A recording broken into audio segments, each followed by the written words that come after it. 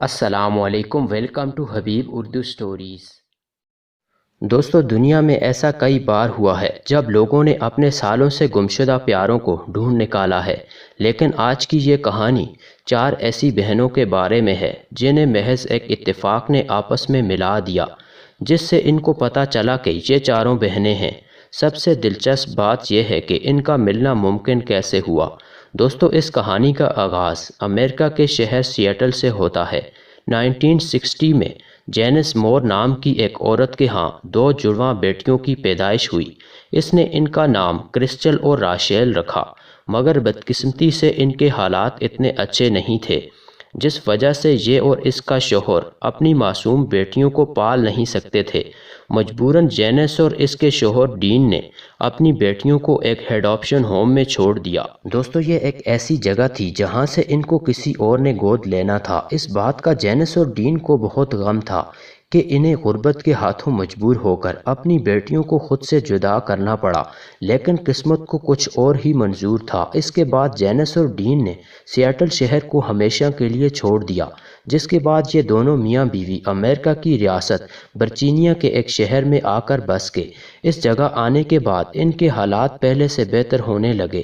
اب جینس اور ڈین کے گھر مزید دو بیٹیاں پیدا ہوگیں۔ بڑی بیٹی کا نام لیزا اور چھوٹی بیٹی کا نام انہوں نے شینن رکھا۔ ان کے گھر کے حالات اچھے ہونے کی وجہ سے انہوں نے اپنی ان بیٹیوں کی دیکھ بھال بہت پیار سے کی۔ دوستو، آپ یہ جان کر حیران ہوں گے کہ انہوں نے کبھی کسی سے اپنی جڑواں بیٹیوں کے بارے میں کوئی ذکر نہیں کیا اور نہ ہی ان کے بارے میں کبھی جاننے کی کوشش کی۔ اس بات کو 44 سال گزر گئے اور اب ان دونوں میاں بیوی کی ڈیتھ ہو گئی تھی۔ دوستو، 2004 میں سیاٹل شہر سے راشیل نام کی ایک عورت آ کر ان کے شہر میں رہنے لگی۔ دوستو، راشیل انہی جڑواں بہنوں میں سے ایک عورت تھی جسے بچپن میں اس کے ماں باپ نے کسی اور کو دے دیا تھا۔ یہاں آنے کے بعد راشیل کے بہت سے دوست بھی بن گئے۔ اس کے کچھ دوست اکثر اسے بتاتے تھے کہ اس کی شکل ان کے ایک اور دوست شینن سے بہت ملتی ہے، لیکن کبھی بھی ان کی آپس میں ملاقات نہیں ہو سکی۔ بالآخر 2009 میں راشیل کے دوستوں نے شینن سے اس کی ملاقات کروائی۔ دوستو، دونوں ایک دوسرے کو دیکھ کر کچھ حیران ہوئیں، کیونکہ ان کے ہنسنے اور بولنے کے انداز کافی حد تک ملتے تھے، لیکن ان دونوں نے اسے محض ایک اتفاق سمجھا۔ یہ دونوں اس بات سے انجان تھیں کہ یہ دونوں سگی بہنیں ہیں۔ دوستو، شینن اور اس کی بہن لیزا کو اس راز کے بارے میں نہیں پتہ تھا کہ ان کی دو اور بہنیں بھی اس دنیا میں ہیں، جن میں سے ایک یہی عورت راشیل ہے، جو اب شینن کی دوست بن گئی ہے۔ راشیل اور شینن کی دوستی کو کافی سال گزر چکے تھے۔ یہ دونوں ایک دوسرے کی بہنوں سے بھی مل چکے تھے، لیکن ان کو یہ نہیں پتہ تھا کہ اصل میں یہ چاروں آپس میں بہنیں ہیں۔ ان کے دوسرے دوست انہیں اکثر مذاق میں کہتے تھے کہ ان چاروں کی اعداد اتنی ملتی ہیں کہ انہیں اپنا ڈی این اے ٹیسٹ کروانا چاہیے۔ دوستو، راشیل اور شینن نے مذاق میں اپنا ڈی این اے ٹیسٹ کروانے کا فیصلہ کیا۔